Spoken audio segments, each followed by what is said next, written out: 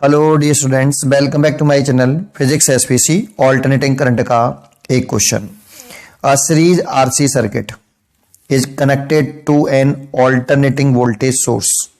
Consider the two situations when capacitor is air filled, when capacitor is mica filled. Current through the resistor is I and voltage across the capacitor है ये VC. Then चार choice रखे हैं, समझते हैं। सबसे पहले solution diagram बनाते हैं बेटा। एक आपका रजिस्टर है और एक कैपेसिटर है, इसमें एयर भरी हुई है और इसको एक एसी सोर्स से जोड़ दिया है। मान लो ये एसी सोर्स का जो वोल्टेज है ये रूट मीन स्क्वायर वोल्टेज है और इसकी फ्रीक्वेंसी एफ है, ठीक है। नहीं, मैंने वर्चुअल सर्किट बनाया है, इसे वर्चुअल ऑल्टरनेटिंग वोल्टेज भी बोलते हैं। इसी को हमारा जो हॉट वायर एमीटर होता है वो इसी को मेजर करता है, ठीक है।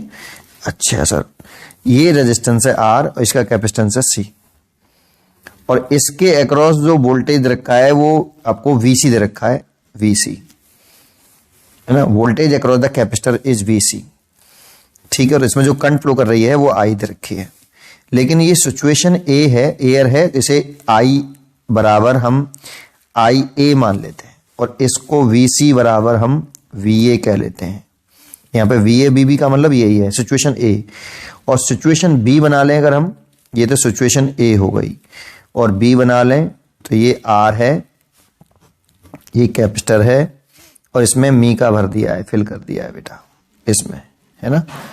और इसको एसी सोर्स से फिर जोड़ा है ये वाला, ठीक है। ये V R M S voltage ही है और इसकी फ्रीक्वेंसी एफ है। अब इसके अक्रॉस वोल्टेज वी वी हो गया है बेटा, कैपेसिटर के अक्रॉस, और इसमें जो करंट है ये आपकी आई बी हो गई है, ठीक है। ये जानकारी हमें क्वेश्चन में दे रखी है, फिर पूछ रहा है कि क्या कहानी है, ठीक है। अच्छा, सबसे पहली बात, ये जो करंट होती है ये I R M S current होती है बेटा। जो इस सर्किट में करंट फ्लो करती है वो आई आर एम एस होती है। और ये जो हम लिख रहे हैं ये आपका, ऐसे समझ लो, मैं एक नया डायग्राम बना लेता हूं। सॉरी, ये कैपेसिटर है और यहां हमने एक सोर्स लगा लिया है वी आर एम एस। ये तो सोर्स का वोल्टेज हो गया, इसकी फ्रीक्वेंसी हो गई, इसमें जो करंट फ्लो करेगी वो आई आर एम एस हो गई। करंट तो दोनों में सेम होगी बेटा, ऐसे, है ना। अब इसका कैपेसिटेंस सी मान लेते हैं अभी हाल फिलहाल, है ना। तो सी है आपका और इसका कैपेसिटिव रिएक्टेंस एक्सी ओम और ये रेजिस्टेंस आर ओम।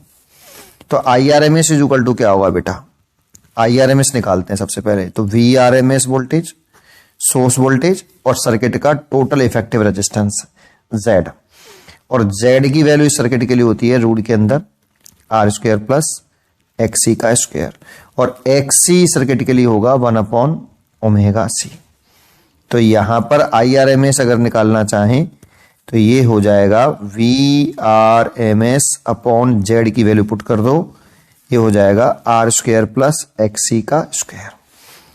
ये अब हम इसी सिचुएशन को हम चेक कर लेते हैं पहले, फिर voltage V R M S पर जाएंगे सी के क्रॉस, ठीक है। तो पहले हम ये वाली चॉइस चेक कर लेते हैं, ठीक है। तो एक बार बताओ मेरे को, जैसे ये कैपेसिटर है तो ये सी की वैल्यू कितनी होगी बेटा। सी की वैल्यू होगी epsilon not a upon D. D is a plate separation, A plate area, और एयर है तो इतना आएगा। ये एयर में हो गया, सी एयर लिख दो इसे। जब इसमें मी का भर देंगे तो जो मी का है एक डाइलेक्ट्रिक कांस्टेंट इसका ग्रेटर देन 1 होगा, और एयर के लिए जो डाइलेक्ट्रिक कांस्टेंट होता है उसकी वैल्यू 1 होती है ना। तो यहां पे जो सी बी लिखें, बी सिचुएशन में, ये सिचुएशन बी है, इसमें वो ये हो जाएगी एप्सिलॉन नॉट ए के बाई बी। तो कैपेसिटेंस बढ़ गया घट गया है, तो कैपेसिटेंस बढ़ गया है, सी बी वाली इज ग्रेटर देन सी ए से, है ना। तो ये तो कैपेसिटेंस अगर बढ़ेगा, अगर एक्स सी बढ़ेगा सी, तो कैपेसिटिव रिएक्टेंस एक्सी क्या होगा बेटा, तो एक्सी घट जाएगा। अगर सी बढ़ाओगे तो एक्सी घटेगा, और एक्सी घटेगा तो देखो यहां एक्सी अगर घट रहा है तो इस रूट मीन स्क्वायर करंट पर क्या इफेक्ट पड़ेगा। तो I R M S current आपकी ये घट रहा है तो ये बढ़ जाएगी। तो अगर सी बढ़ा देते हैं अगर हम, तो एक्सी घटेगा और रूट मीन स्क्वायर करंट बढ़ जाएगी। तो देखो यहां से यहां जा रहे हैं तो सी बढ़ रहा है, बढ़ गया, है ना।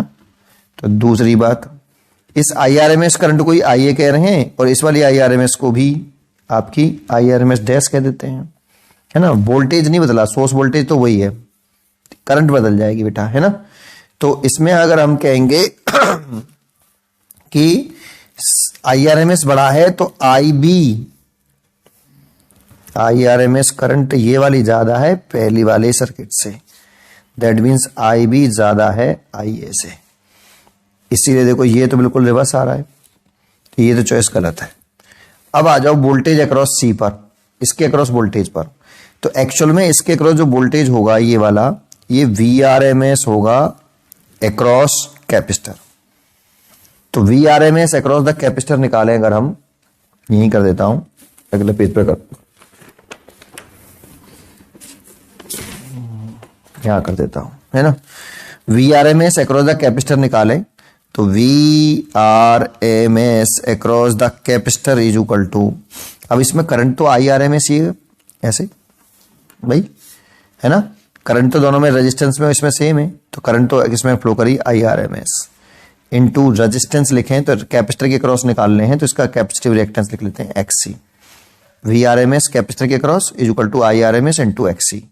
अब IRMS की जो वैल्यू है आपकी इस वाले सिचुएशन में वो कितनी है बेटा, ये VRMS वोल्टेज जो सोर्स वोल्टेज है, ये कैपेसिटर के क्रॉस वोल्टेज हो गया बेटा, ये सोर्स वोल्टेज हो गया, है ना। VRMS अपॉन Z मतलब रूट के अंदर R² प्लस XC का स्क्वायर, और ये इंटू XC ही है, ये XC।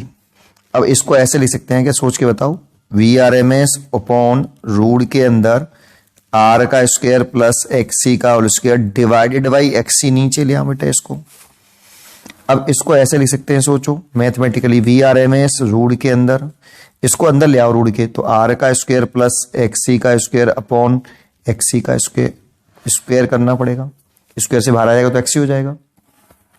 क्या इसको ऐसे लिख सकते हैं, देखो VRMS ओवर रूट के अंदर R का स्क्वायर प्लस XC का स्क्वायर प्लस 1, एक बार इसके नीचे एक बार इसके नीचे, तो ऐसे हो जाएगा।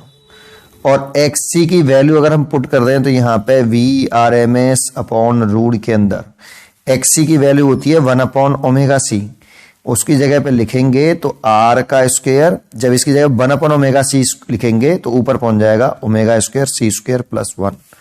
तो एक्चुअल में root mean square voltage across the capacitor जो आ रही है, ये VRMS ओवर रूट के अंदर R का square plus R square omega square C square plus 1 आ रहा है।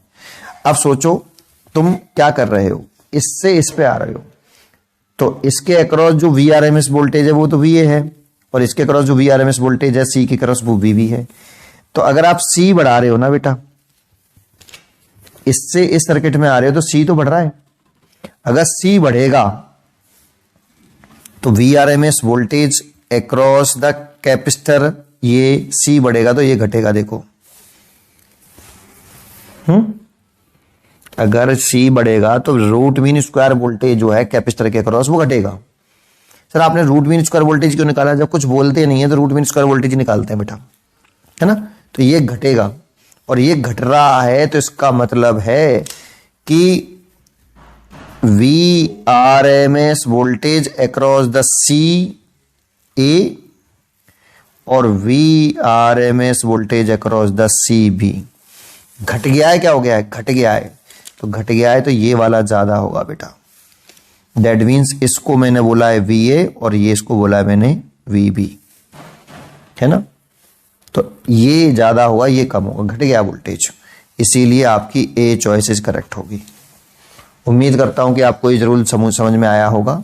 पढ़ते रहिए और खुश रहिए।